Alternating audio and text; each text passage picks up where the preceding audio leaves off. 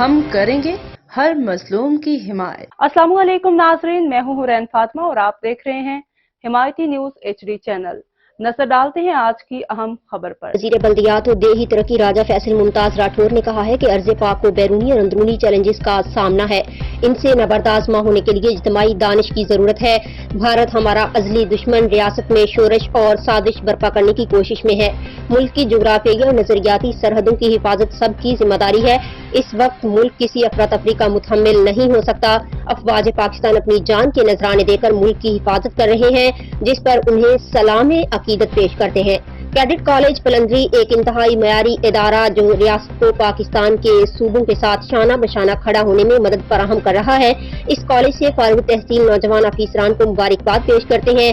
Cadet college پلندری شہید ذوالفقار علی بھٹو کی طرف سے تحفہ ہے، جس کی تمام مشکلات کو حل کریں گے۔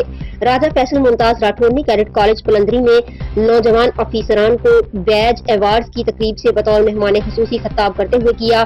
وزیر بلدیات و دیہی ترقی نے مزید کہا کہ ہمارے نوجوان ملک کی حفاظت کے لیے پاکستان آرمی میں شمولیت اختیار کر رہے ہیں، جو لائق تحسین ہے۔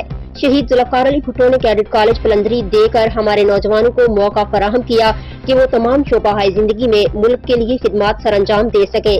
مزید خبروں اور اپڈیٹ سے باخبر رہنے کے لیے دیکھتے رہیں حمایتی نیوز HD چینل۔